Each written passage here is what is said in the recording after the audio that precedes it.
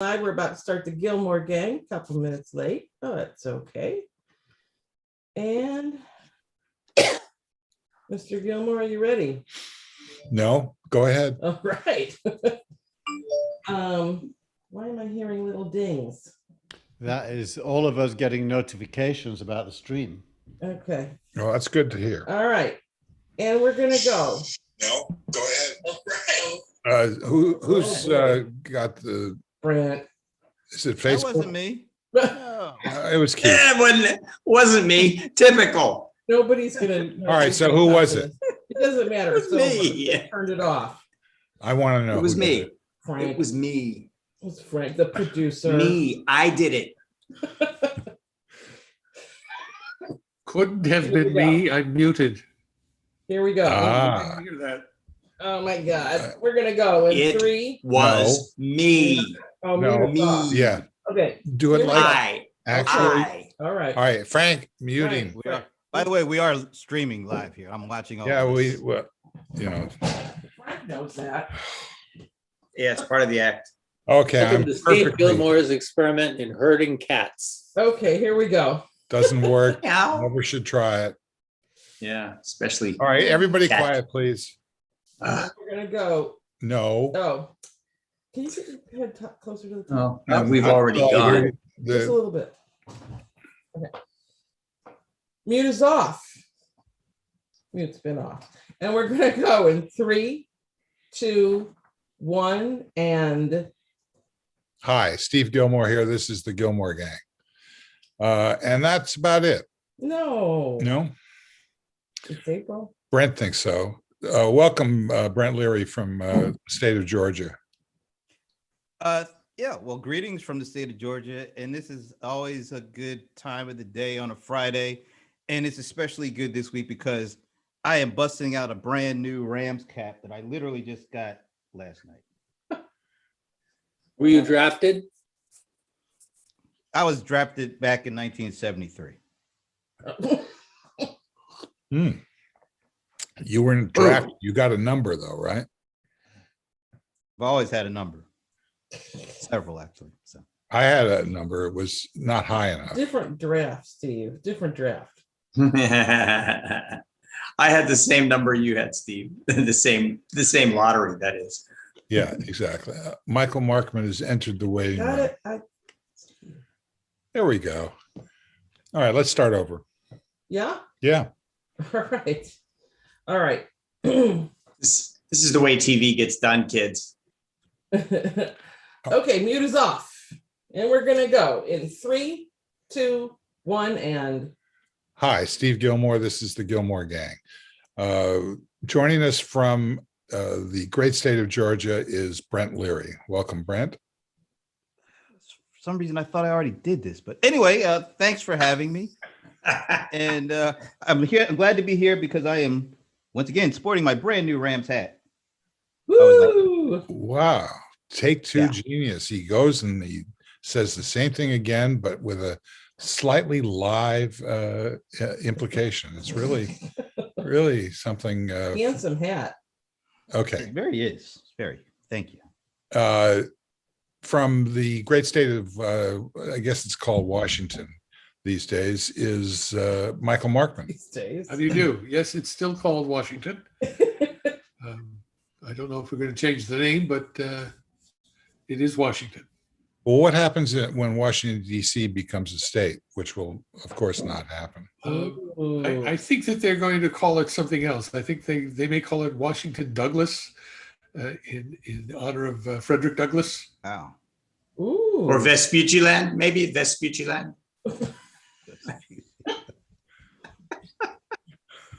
And that is the miracle known as Frank Radis. Welcome, Frank. Hi from New York. I had to get in my weekly Firesign Theater thing just once. And that's it. God bless Vespucci-land. And what is the derivation of that particular? I believe that was from Don't Crush That Dwarf, Hand Me the Pliers. No, but what is The hell do we is have to that? go to the historian of the group in order The to historian, understand? Amerigo Vespucci is the Thank you. person who the continent Yes. is named after. That I actually didn't know that you were going to ask me that exact question more about the Fire Sign Theater as opposed to America's Vespucci, who, you know, it could have, just for the sake of having these two names, it could have gone the other way. It could have been Vespucci Land. What America was named after. Instead, it was America Land.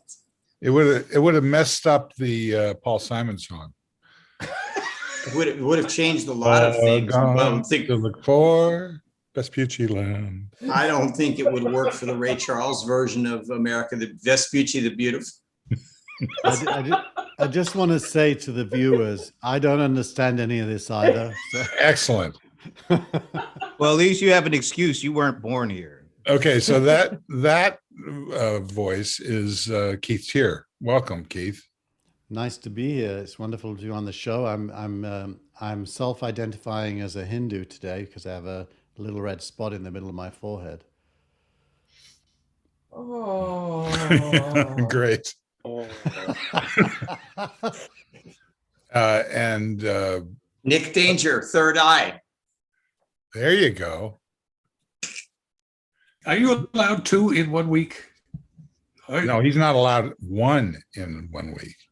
Ah, But just happens. you know, nobody cares except Yeah. maybe him.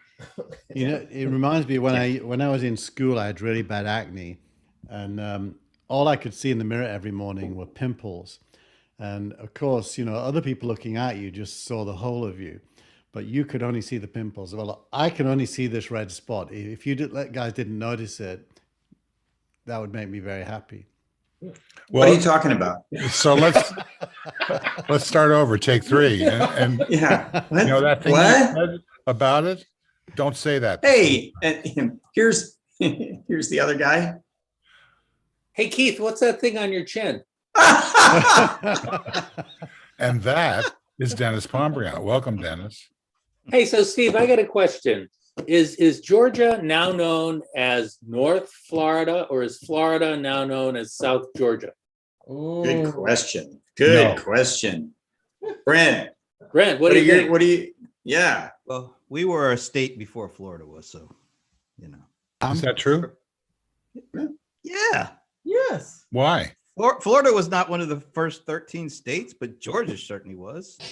I'm pretty what sure Florida that- part of the Louisiana, was that part of the Louisiana Purchase? No. No. No? I'm very No. sure that South Georgia is something to do with the Malvinas Islands, otherwise known as the Falklands. I seem to remember in the war there was a place called South Georgia.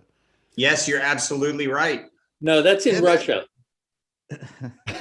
Vladimir My- Putin owns that. My parents are both born in South Georgia, so yeah. there's So let me definitely- ask this. Is there anybody who actually knows what they're talking about here?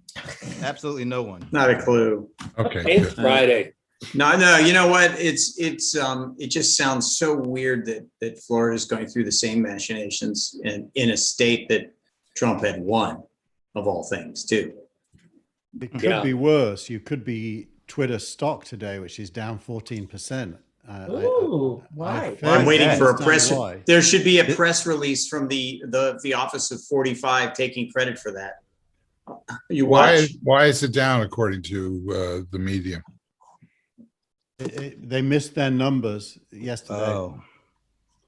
Where everybody else Yeah, but is they're killing- down a lot though. They're double digits down, aren't they? Mm-mm. They're down 14%. Yeah. CNBC says they reported revenue of 1.04 billion, which was up 28% year over year. But the guidance had been higher than that. Not by Damn much, the guidance. 0.06. They missed by 0.02 and their stock tanked 15%, which tells you how much on a hairpin. Overvalued the stock is. No, it's to do with the hairpin nature of multiples. Yeah. That is to say, That a small miss expectation. has a big impact. Yeah. Did you see how Yeah, much kind of profit like that- trajectory. One at a It's the How time. same much- thing. Did you see how much profit Apple made last quarter? Just profit. Yes. 23.6 billion in profit. That doesn't even sound right. I read Don't pay for that something- circle. I read something today that said the top 5 tech companies earned more in the quarter than McDonald's had sales in the year, and would make Wow. them something like the 5th largest economy in the world. By itself. Fangistan. Fangistan, I like that. Yeah, Yeah. so let me ask you this, Dennis. Is that a good thing or a bad thing? I still want to know if it's South Florida, North Yeah, Georgia. Good And luck what with about that. Arizona? Is Arizona the Arizona annex of Georgia or of Florida? The answer is Florida. And this is, the Oh, outfit Arizona's that is- North Texas. Arizona's North Texas. No, the Somebody, outfit that is- somebody do the Arizona 101. votes. Is No, that no. Arizona has to be West Texas. Some of you please stand back at 60,000 foot and just explain why this conversation is relevant to what's going on. Because I'm lost, but I know there's a point here, but what is the point? What's the point of the thing on your forehead? Wow. It's And the moderator's taking shots now. It's Hey, not- listen, Excellent, Steve. I got nothing. I got nothing. You just It's his- you just I turned it. No. just don't want to talk about South Florida for another Just nanosecond. turned it around. I don't either. I was. So I asked you a hoping question flat. and you ducked it. With Actually- the question I Actually, it was asked you, pretty. It was Dennis, fun. It was a funny answer, though. Oh, good. I So, give you. I Dennis, give you that. Oh, okay, well, I Is it just a wanted good to. or a bad thing that the 5 tech companies are their own, state of mind or whatever it was that you were saying? Is that good or bad? I think it's bad. I think it's bad Why? because it represents a significant power that's unchecked by any governmental restraining authority that could keep it from following its worst capitalist instincts to dominate large sectors of the market. It's just not in keeping with the democratic trend of the last 250 years. Well, the interesting thing, Dennis, is in my social science studies when I was younger, I studied the period just before and after World War I. And the big thing that was going on then was something called monopoly capitalism. Yes. And then the socialists called it state monopoly capitalism. And it was basically when companies got bigger than nations. And World War II kind of killed all that, and you got to do a start over. And now we're back at where we were in roughly 1912 through 1920 of That's these not good. huge global corporations. And it's repetitive because of the cycles in capitalism of growth and bust. And bust usually, globally at least, takes the form of war. So, or at least did twice in the last century. So what these huge companies represent is the divergence of interest between capital and nation. And nation states actually aren't strong enough alone to regulate them. If you were the corporate counsel at Google, you are probably dealing with at least 20 governments now. Yes. And so it's kind of symptomatic of successful capitalism gets there every time. It's a symptom of successful capitalism. So the only remedy is not to be capitalism. Oh, I agree with everything up to that last statement. I mean, you could easily substitute the success of the techs and success of capitalism as war. You just made the implication that war is the inevitable result of successful capitalism. It is, Or it unless- has been. unless has unless they can use credit to artificially inflate money to get rid of tension. Well, Keith, Isn't a crash another alternative other than war? crashes just precede war. Yep. I agree with Dennis. Yeah, it's not good. Well, I mean, think about it this way, though. We've now gone through a complete K wave that managed to avoid a major global conflict while still making a lot of people very rich and creating a lot of industries and jobs and new technology. There ought to be something in what we've experienced since Vietnam economically to serve as a guidepost for the next K wave. Yeah, I mean, I definitely think economic policy globally since World War II has learned the lessons and has sought to mainly use the growth of debt to remove capitalism's inability to grow. So debt allows of growth, and competition, kills companies, not wars. So it's actually the relationship between the money supply and the health of the nation leads no nation to be a victim. But the minute that some nation becomes a victim, then all bets are off. Well, it's an interesting viewpoint, and I think if you use that viewpoint as a frame, what does the last administration say about the balance of not just global power, but our ability to keep the rubber side down? Well, I think the last vis-a-vis war. administration was the first administration to kind of lose its nerve in the context of America's place in the world. And instead of rationally managing change, started to become a you-know-what disturber, stirring the pot and trying to play politics with national diplomacy, global diplomacy. Now, economics normally dictates global diplomacy. The minute it becomes politics, that's one step short of war. You don't want politics in global diplomacy, you want economics. Yeah, totally agree with that. Which brings us to our boy Joe Biden and his 100th day anniversary. How do you think he's doing vis-a-vis trying to fix some of the really bad things that happened over the last 4 years? You want me to answer, or shall I do someone else one? Jump ball. He's doing great. He's doing a great job from a from a sort of a 30,000 foot perspective. He's pulling shit together. He's making opportunities. He's pushing things. Few votes have to happen, and he's doing it quietly and just carrying on, which I appreciate. And it has only been 100 days, so I mean he's already done something historic. In fact, I would push it further. He's not simply trying to correct what happened in the last 4 years. He's trying to correct the change that Reagan introduced. Yeah. Reagan said that the most frightening words in the English language are "I'm from the government and I'm here to help." He instituted an ideology that government was bad, big government was worse, and we've been under that regime until now. Biden is the first guy who said, no, government is us and government can help us vigorously without apologies.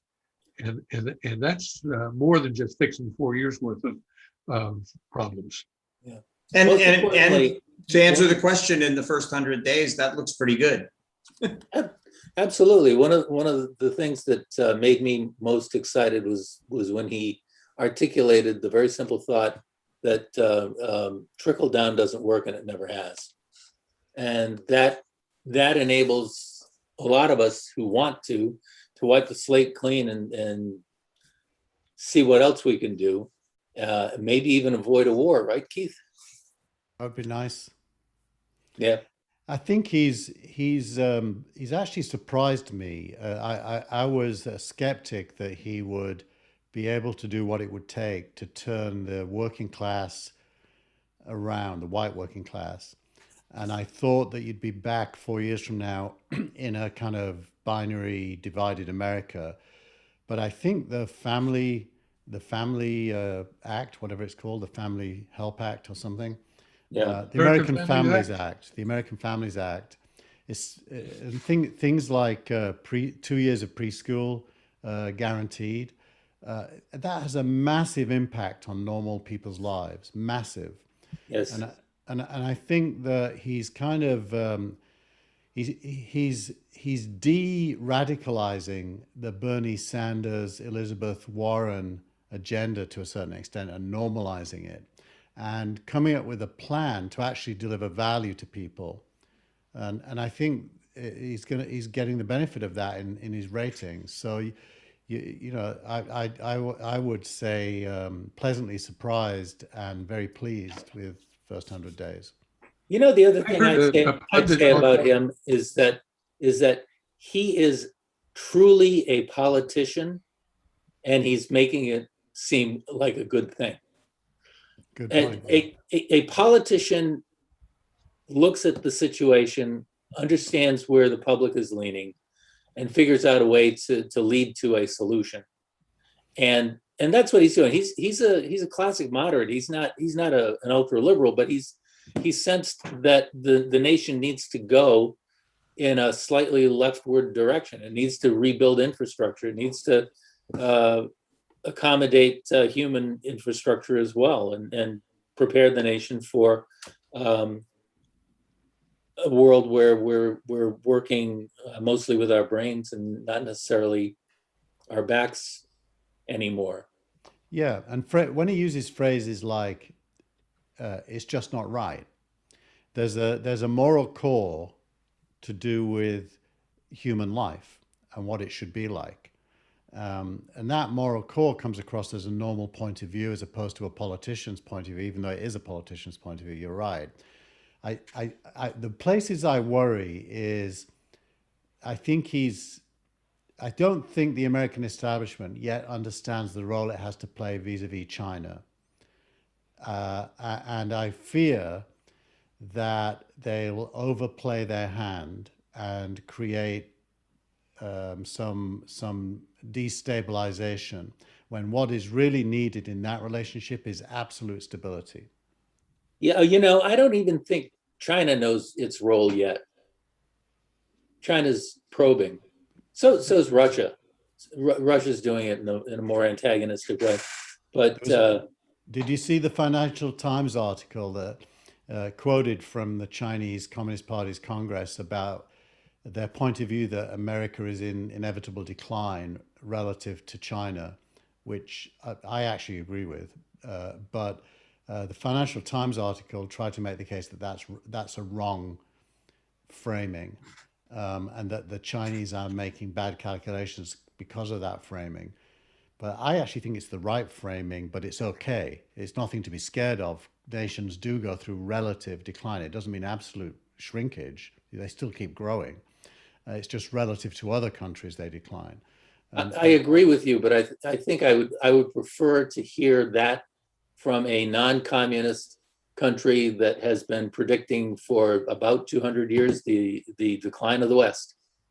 Yeah. I think there's an important distinction between Russia and China in that Russia's probes are all, I think, based on defense and decline, and their absolute reliance on their oil reserves, which are seem to be a diminishing value, whereas China's probes are based on growth and a real sense of fundamental strength and fundamental ability to innovate and advance. You make a very good point.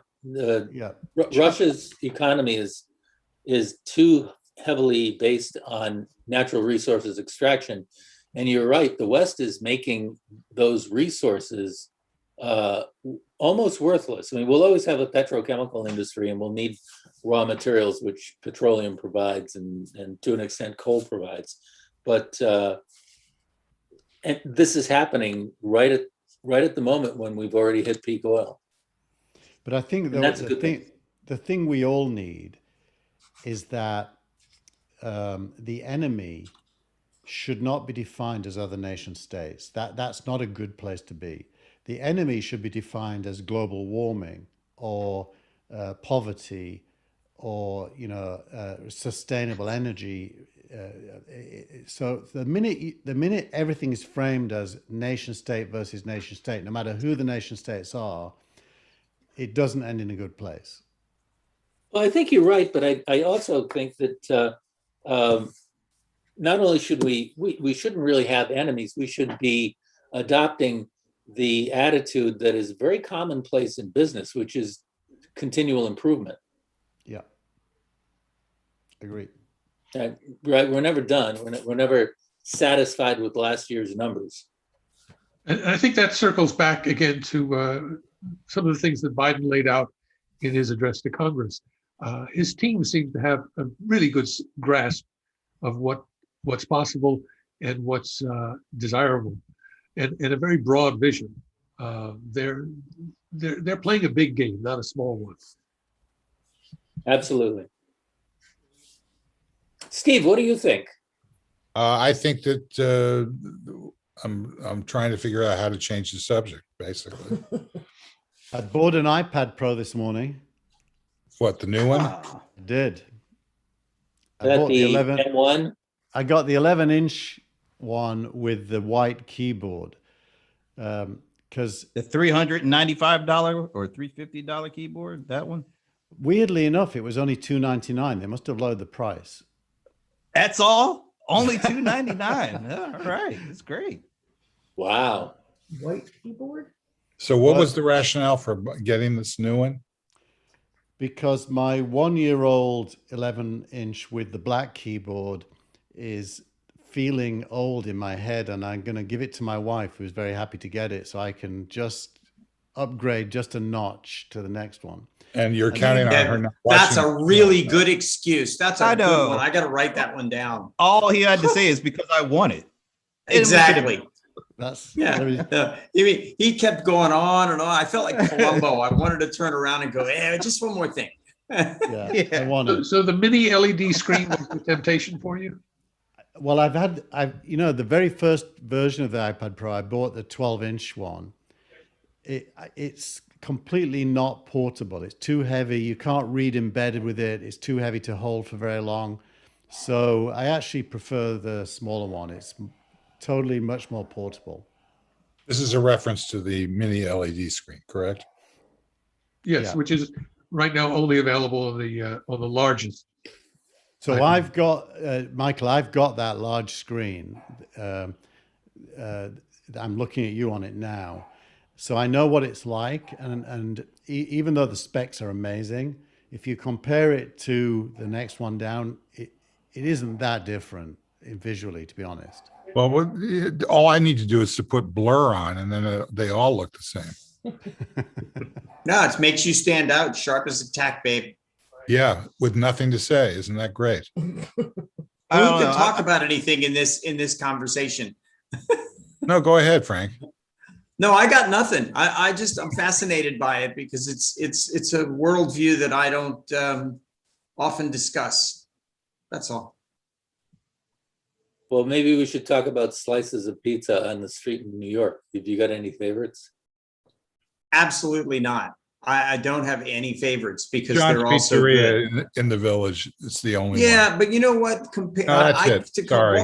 You walk here from London, the guy on the corner is just as good as John Pizza. But trust me, Nobody they don't have these John's things. Pizzeria. I have You a know? question for you. What is the street food in London? Or is it just not polite to eat in the street? No, there's some street food trucks that move around there, and they're kind of posh. On the South Bank, where the National Theatre is, they have a whole massive area for street food, and it's like everything you can imagine is there. If you've Yeah. never been there, it's worth going. And there's a place called Spitalfields Mall, which also has a big street food area. So you know there is a street food culture, but it's not like like the famous hot dog guy on 6th Avenue with a line a mile long. It's not like that. No. But they have a street food culture. But I don't think this is nearly as important as a sustainable environment conversation, quite honestly. Hey, I just throw this in there. I looked over on the Facebook page there, and there are actually some people are actually watching this, and they even Yeah. have some thoughts and questions. I thought I might Could maybe you? throw a couple of them in there. Sure. Yeah, throw 'em that would out. be helpful. I always like on your show, Brent, I always like how you sort of corral the various streams from the different networks that you're streaming to, and then you make this kind of rational expression of people watching into something that actually is coherent. Are you going to do that now? I don't even know what you just said. I'll No just go pressure. and read these questions. And so Tom Gariello, and I know I'm probably not saying it right, but he says, does China have a moral center? Because Russia does not. We know that. So that's one question for you guys. And then the second one is from John Evdeman. I hope I got that right. Did I just hear the CEO of a profitable private company just say that capitalism was bad? I don't know who he's talking about because I didn't hear that. But does anybody know what CEO said that? I would just like to complain at the characterization that I have anything to do with a profitable private company. Well, there's your answer. Yeah, they're too mature No. for you, aren't they? Aren't they, Keith? Yeah. They're too mature for you. Once they're profitable, I've already sold my shares, Dennis. Yeah. And China has no moral center. Think of China as the Savoy truffle. It's got sort of a liquid center. Actually, Well, China has a massive moral center, all based around its history, religious history mainly. Yeah. So that's just not, a comment made out of not knowing. I don't think that the question was. I think it was more about a socially conscious moral center in the world stage, as opposed to having a deep religious history and history of themselves over the generations. I don't think that they do. It's funny too, because I thought that before Trump came in, they seem to have been much more moderate, but then they've had this huge spurt of growth over the last 4 years, which puts them in this position of power, which is so it's an antithesis to what it was prior to Trump. But it goes I guess that's back, the reason that growth isn't always such a good thing. They're fracturing. I was going to say Yeah. this question is Tom Gurillo, by the way. Tom's question, does China have a moral center because Russia does not, evokes to me that time in the Second World War when Japanese people were depicted as apes in cartoons. It's characterizing nations and their people in cartoon, pencil drawings that demonize and try to make you superior to them. And it's just not good. I mean, it's both wrong, it's racist, and it leads to a bad place. Well, I And don't would think- I argue don't that think Russia that's has true. a moral I think- center. It just I happens think to be in jail at the moment. I think you're making a very important mistake. The question is China nationally.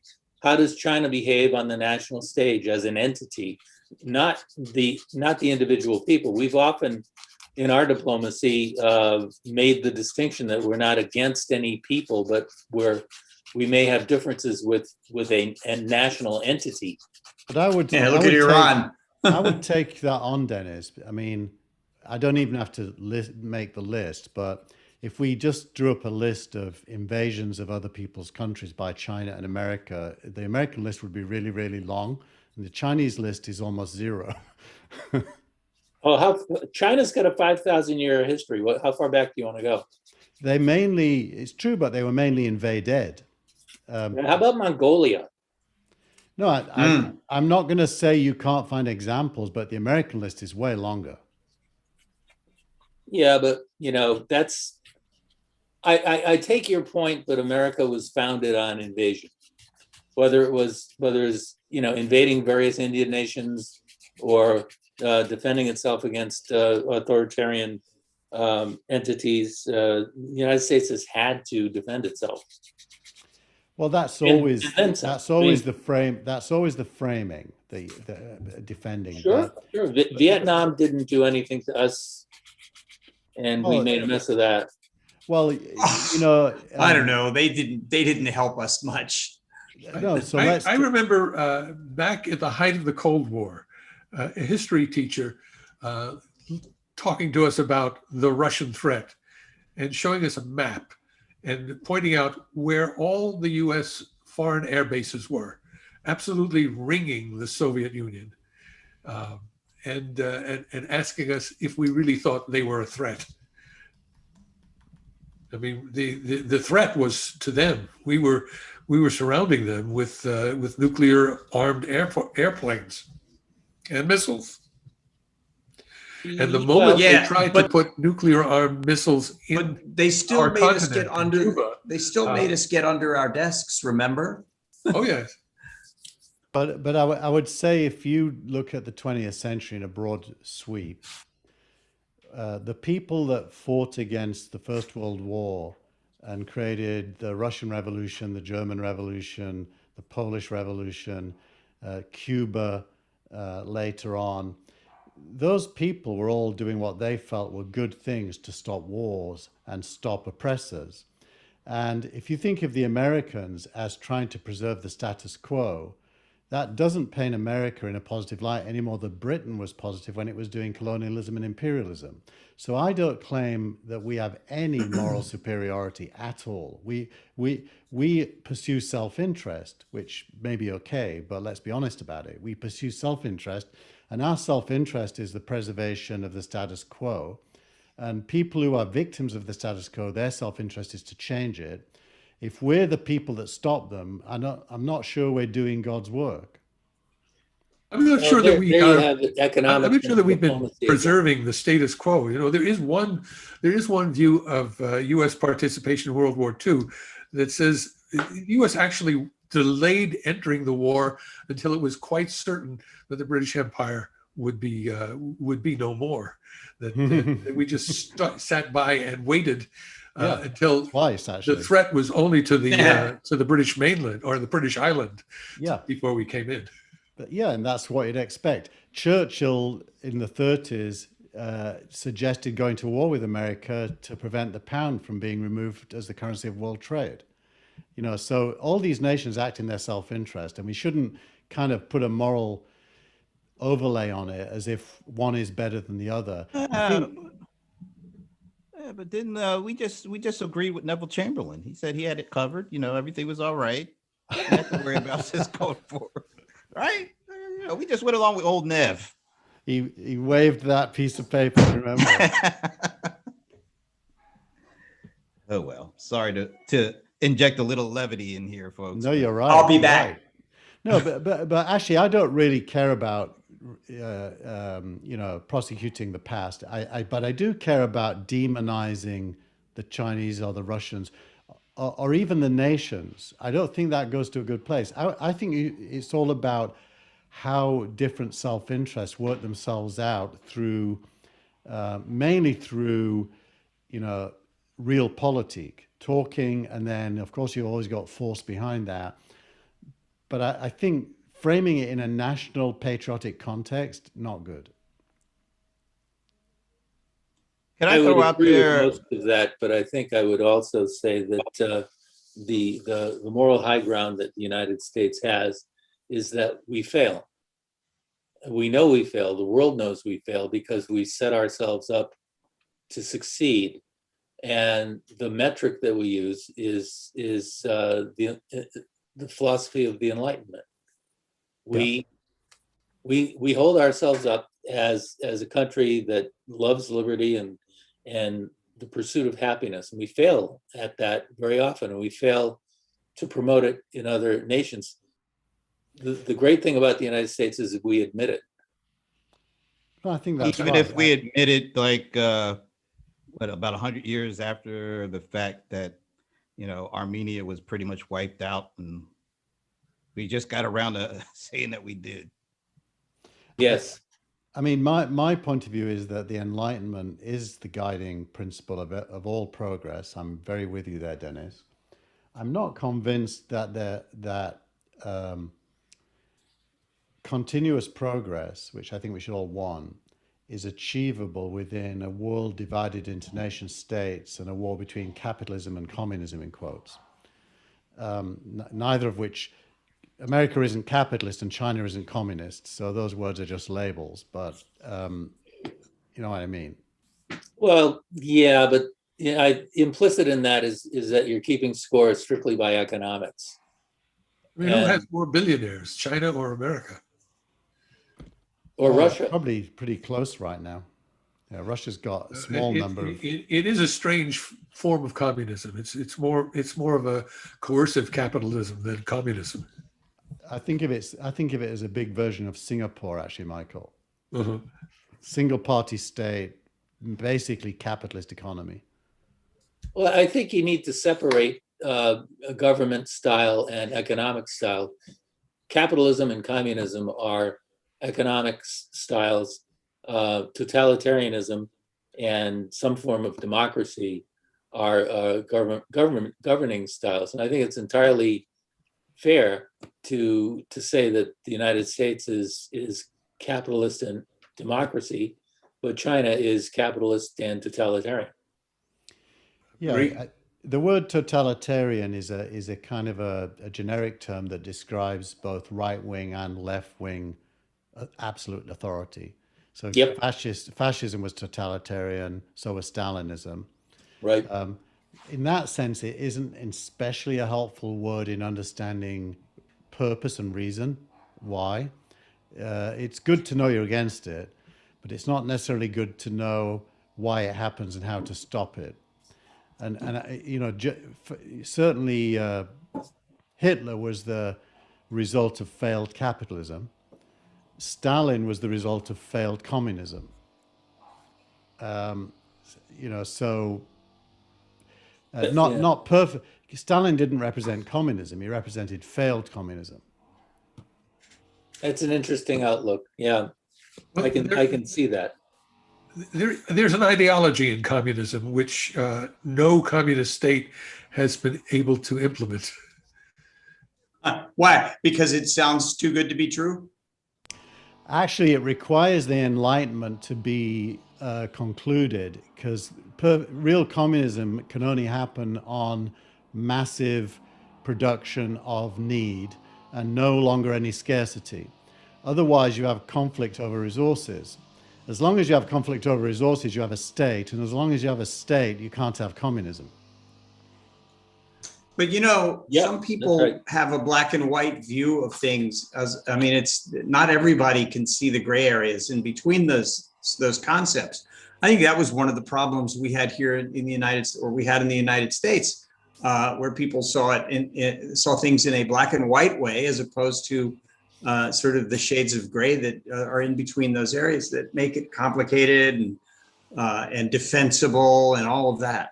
It is interesting. Which I think circles back to Biden again, because Biden is able to talk about things without invoking ideology. It just seems so common sense and pragmatic, and he uses language that everyone can understand. He doesn't argue from any strange principles, ideology, or label. He just says, "Look, these are needs. We can fix them." Hey, wait a minute. Pragmatism is an ism. Oh, you're right. It is, but as a European, I would say almost the best thing about America for me is the absence of ideological prisons. You know, if you're in Europe, people have all read Adam Smith and Ricardo on the one side, Marx, and they're either for trade unions or against. There's this whole history of baggage which frames every debate, and you join a clan. In America, people actually just assess what's going on and decide what they think about it, and they're relatively free of baggage. Not totally, of course, but compared to Europe, way freer of baggage. Thatcher destroyed that in England. She got rid of the baggage when she destroyed the unions. And the Brits are a little bit more like Americans now in the absence of baggage, not quite, but almost. But you go to France or Germany or Spain or Italy or Portugal, the baggage of the 1900s still exists deeply in the way they frame every conversation. I just flashed on Reagan trying to kill the unions in America. Anyway, sorry, Dennis. Well, I was just going to say, I don't know if I buy that completely. I think the United States has its own baggage from pre-Appomattox, and uh, its prisons are pretty full of people who, I think 2 million people are incarcerated now, for a lot of them for petty crimes, primarily because their skin color isn't lily white. There is a huge amount of baggage. If you read the Lincoln Douglas debates, it's painful to see the anti-black racist framing that Douglas used, and even Lincoln to some extent used. Yeah, that's he, interesting. He believed morally that that equality should be given to all people, but he still thought that whites were superior. And that's a baggage that we are still suffering with. That's We also have a lot interesting. of economic baggage that has to do with the agrarian society versus the growing manufacturing society, and that's still with us.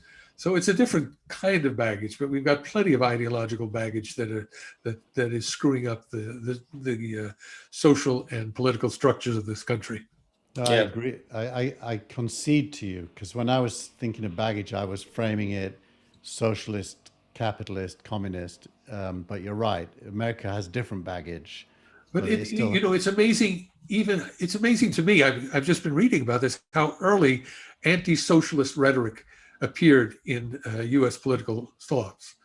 Um, one of the first parties that actually thought that government could be used to improve the lot of working people was the Republican Party in Lincoln's day. They did a number of amazing things, such as funding the railroads, funding land grant colleges. They gave land to the states so that the states could put up their own universities. They invented the Department of Agriculture to educate farmers and to provide seeds to farmers. That's where the concept of seed money begins. All of that was an ideological battle that the Republicans fought against the Democrats in those days. So Yeah, technology, coming back to the big tech, technology companies represent to me the current manifestation of Enlightenment thinking. They're applying science to problems that human beings have and fixing them and then getting big because they're so good at it. And because we have a global market now, they get very, very big, very, very fast. So Keith, do you think that those will be the companies that will do the training of the new workforce that they're going to need to move us into the next millennium? I personally think, well, that's a broader conversation. I think the workforce is going to shrink ultimately to zero, and automation will replace work, and human beings will now create effort for themselves based on what they like doing. And society will pay for that because of automation. It would be very rich. Okay, But- hang on. Dennis, do you agree with that? I'm not a fan of getting to the point where we don't need workers, or I think there's I don't know, maybe 100 years from now, I'll be long gone. That'll be the case. It would be a lovely thing, but I think Not necessarily if you believe H.G. Wells's version of that. No, Well, I want to hear what precisely. Dennis thinks about what Keith just said.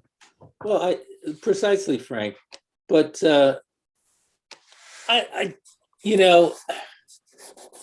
I think the end objective of being in a capitalist society is to amass enough capital to support yourself, especially in your later years, so that at some point you can stop working and do what you want to do. And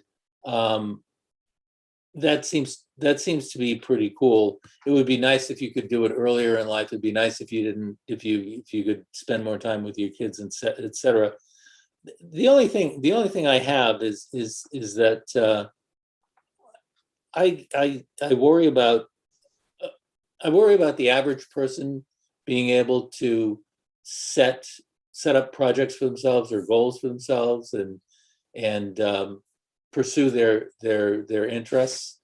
I've been able to do that through the pandemic, but it's taken a fair amount of work. I don't disagree with your timing, actually, Dennis. 100 years, I wasn't implying this was going to happen immediately. I think it's an inevitable endpoint, but how fast we get there is a function of both economics and politics and science. So no one really knows how fast that will happen, but it's a trend. And ultimately, to Frank's question about retraining, of course, during that transition, retraining accelerates, and people typically in their life have way more than one life in terms of what their skill is. That was even true of my dad. My dad started as a coal miner in the early 1900s, went to the Second World War and got trained in battlefield communications, Morse code, and cryptography, and came out the other end and worked for the British Secret Service. And he died a long time ago. So even he had like 3 lives, if you like, in terms of what his skill base was. We probably have a lot more. I've certainly lived more than 3 lives in terms of my skill base. So I think there's an acceleration of change, and human beings have to readapt themselves. That's why I think this creator economy stuff is so interesting, because it's potentially creating a new choice about what to do and how to do it. And I think that is, it'd be stupid to think you're going to move from a binary employment world to another binary non-employment world in a click of a finger. It's going to be decades, if not hundreds of years. Well, now, Keith, just to be a little irreverent, when we get to that point, does that make us all communists? Well, you end up not needing a state because everything's regulated in a context of no need goes unmet. So yes, it's in communism you have 2 phases: the dictatorship of the proletariat, which is when there's a state, and it's quite an oppressive state because there's still scarcity, and somebody has to decide who gets what. And Marx's second phase was the phase where the state, quote, withers away. That can only happen in the context of no competition for resources. Oh, that's going to be a while. Yeah. So then by that time, we're going to be non-corporeal energy signals anyway, so it really won't matter.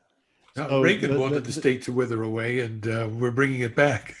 But then it lets you contextualize things like the Russian Revolution. They were completely premature, and probably would never have happened were it not for the Tsarist state being so oppressive that people rose up against it, and they couldn't create capitalism because the basis wasn't there. So they jumped straight to a post-capitalist world when the conditions for it just didn't exist. So it was bound to become oppressive.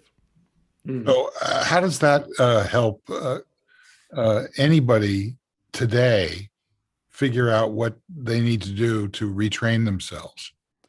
Not at all. That's a short-term Okay, problem. good. So what do we need to talk about that's going to help steer in the direction of retraining ourselves?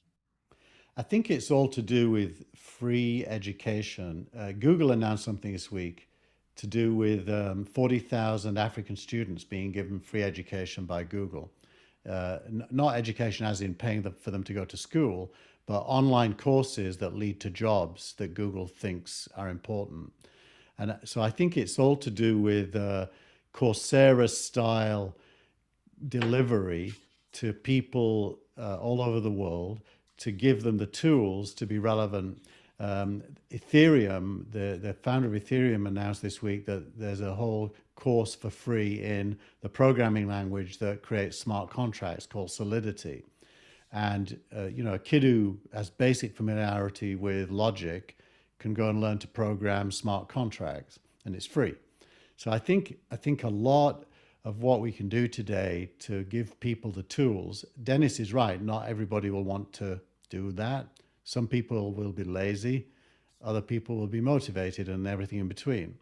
So that's true. But at least you can not give them the excuse of not having a potential path if they choose to take it.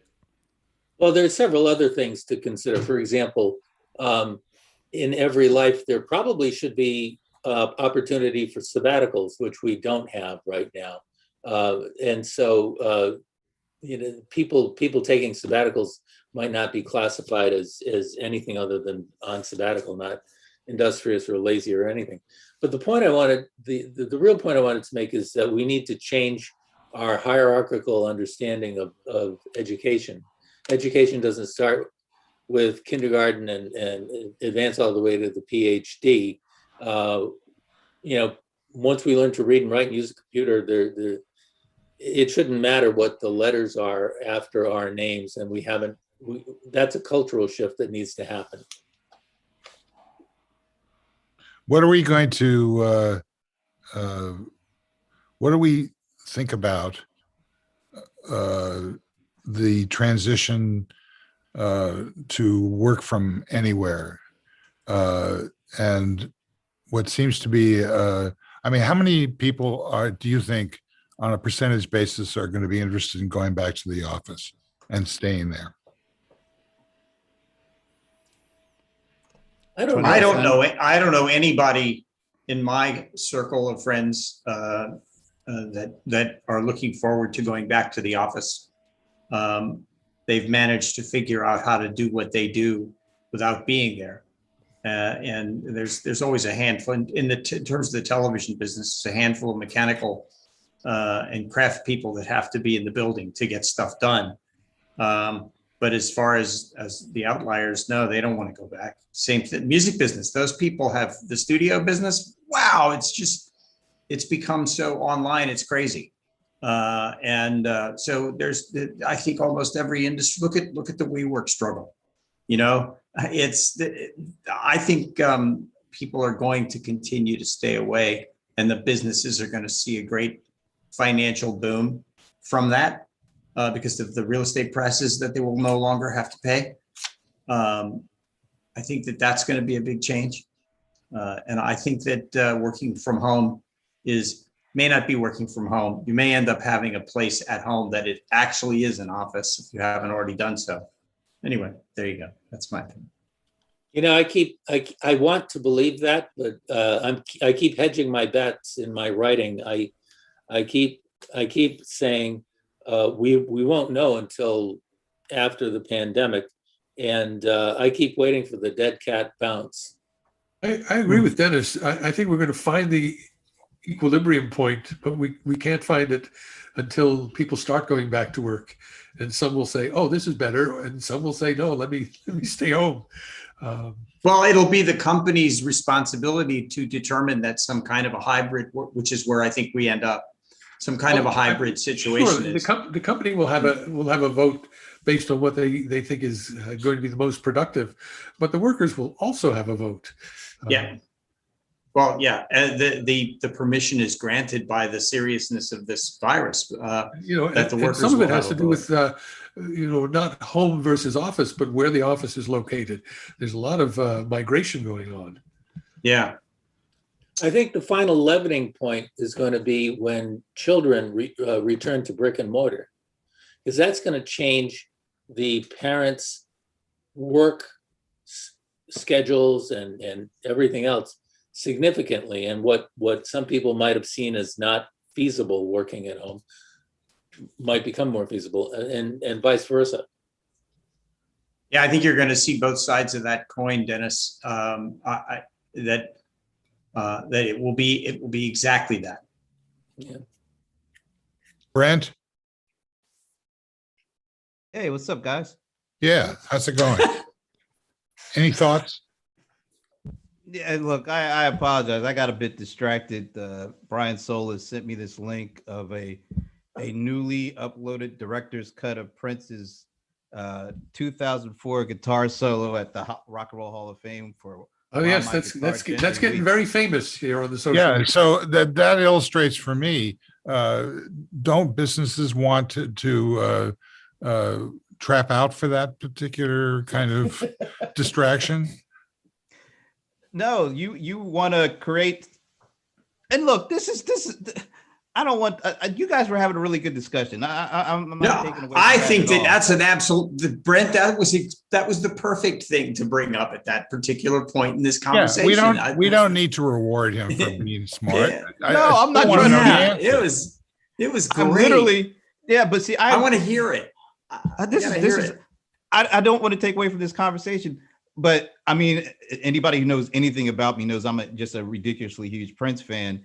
And every couple of months, I've been posting, what was the only video that I've seen of this thing. And this is like from 2004. This is 17 years old. And all of a sudden a director's cut comes out, and it's focused, like the last 3 minutes is all Prince, different angles and things. And so when Brian Solis, so you can blame him for this, when he sends me this link to this article, and then of course I gotta watch the video. So you guys are having a really good conversation. I just so happened to be listening to you while watching Prince. I didn't have the sound on in the video. I was just watching it, and I was like mesmerized hearing you guys and watching Prince. It's like the best of both worlds. But Brent, didn't you see the similarity between Prince's performance and that of Dennis? I have no left hand. Sure. I see it. The impresario. Was Prince lip syncing to what Dennis was saying? I'm curious, Brent, because when the Rock and Roll Hall of Fame happens, there's usually about 6 or 7 video cameras. Yeah. So if there was a bunch of different angles of stuff of Prince, there must have been a whole separate camera crew set up there that were just responsible for covering him. Yeah. The video yeah, you got to check it out. It's not just him, because at the beginning, of course, it's like 6.5 minutes long total video. And the first part of it is everybody else, like Tom Petty, Jeff Lynne, Steve Winwood. I mean, so they got all these additional angles of all of that. But when the Prince solo comes on, it just basically is all Prince all the time. And what happened to the guitar? That's what I want to know. Well, so I just watched the end. You still don't see where the guitar goes, but you do get a better visual of when remember how he leaned off the stage and the dude was there to catch it. You got a chance to see a little bit more of that part.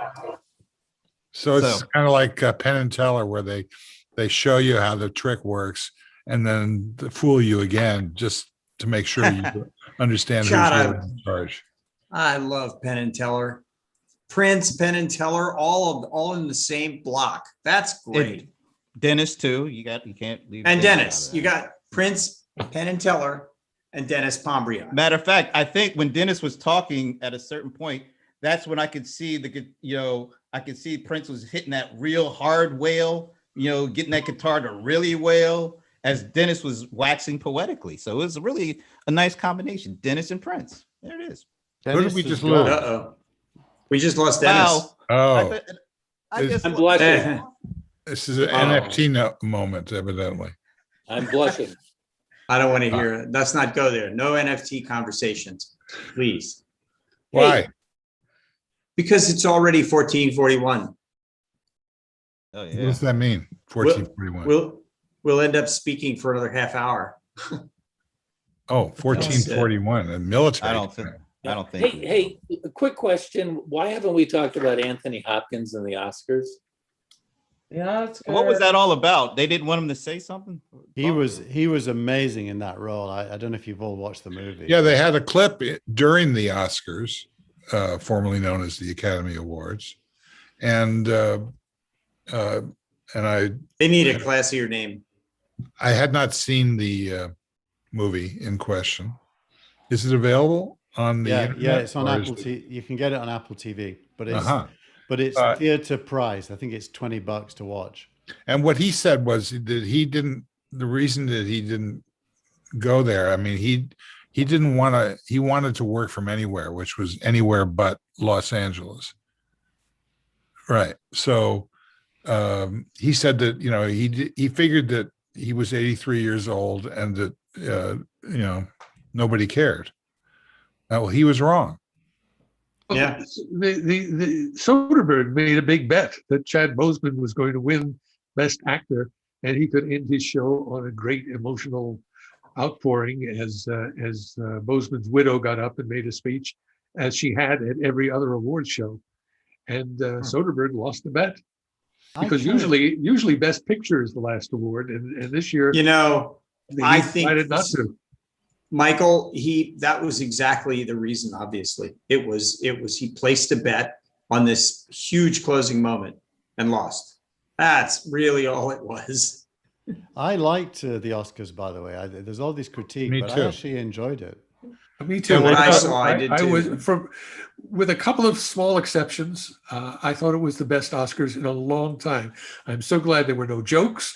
I'm so glad that there were no production numbers, no dance numbers. I'm so glad that I didn't have to listen to all of the nominated songs in their full entirety with corny production. I am so glad that nobody was played off by the orchestra, and instead of trying to be What a- orchestra? or how wonderful the motion picture industry is, it was a celebration of the talent. It was a celebration of the craft. It was a celebration of people who chose to do that.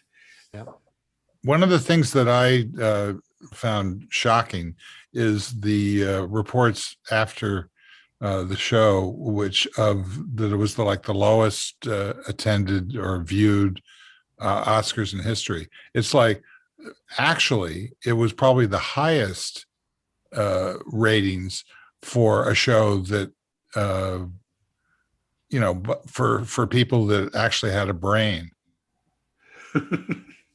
You know something, Steve? This is the Sean that's an Spicer view argument. of the inauguration crowd. It is, except for one thing, that the amount, and you guys know this better than anybody else, the amount of play that it gets over the entire spectrum of social media, whether it's just a mention on Twitter or something on Instagram or big clips on Facebook, whatever it is, you aggregate those numbers and they become monumental. Ooh, It's look at that. What is it? Looks like I'm one of the few buying the 11-inch one. The 12-inch iPad Pro, you can only get delivered in July now because there's so many people have bought them. Yeah, thanks, Keith. Back Sorry. order. No, you can, So you're going to have to wait. You were smart. You made the sharp choice. Otherwise, you would have no iPad until July. Or he would have to work on his older one. Yeah. No, he already gave that to his wife, and she's not giving Oh it yeah, back. try No, to get no, that back. she And doesn't, she doesn't know even that know yet. it yet. She only gets it when the new one comes. She's not aware it's happening Right. yet.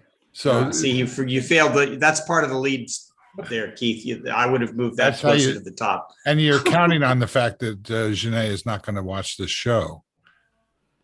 Oh, that is not a big risk.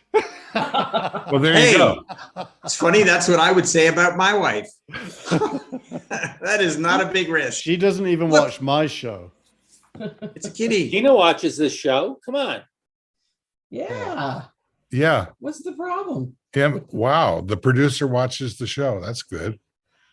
I just Frank, have the you seeing this? feeling that Keith I says do. to Renee that, honey, the new iPads are out, and he hands her one. And she thinks that she's getting a new one.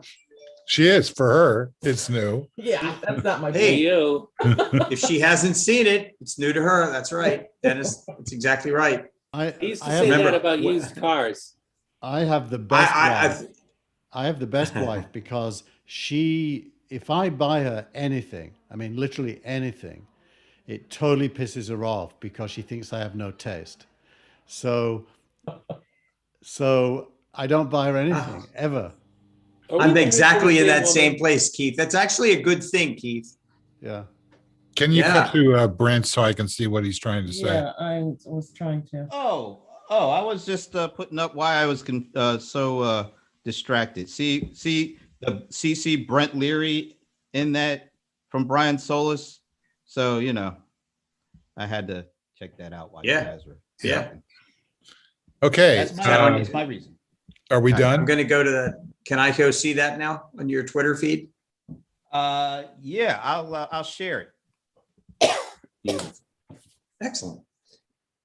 Thanks, man. I think we have to be done. Our viewership must be exhausted and desperately in need of going to the bathroom. Yeah, all 5 of them are really tired of us. Right? Hey, there's 11. Oh, it'll go up to 197 somehow between now and the next 2 hours. weird. Oh, there's a kitty poking through. Yeah. Thanks to everybody who showed up and especially those who Oh. didn't. I'm doing it backwards. Nowhere to Yeah, stop. you haven't given us our individual sign off. So I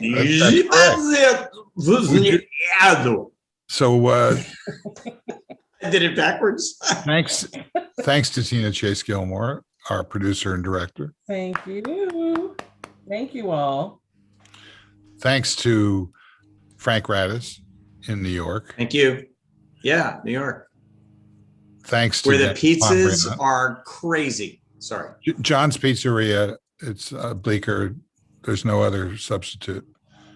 It's out of my zip code. You know, if you don't know it, then you don't know it. Oh, I know it. I know it. Many a night there. You buy Good. it at John's and you eat it in Washington Square Park, right? Oh man. No, you eat it right there. Sometimes I eat it in the taxi cab because. It's But too that good. was back when I drank because it was too hard to walk and eat at the same time. So, Oh, but I don't drink anymore, so I can do that now. Yeah, I don't know what you're talking about, Frank. I don't either. Anyway, see you guys. This is the lost years.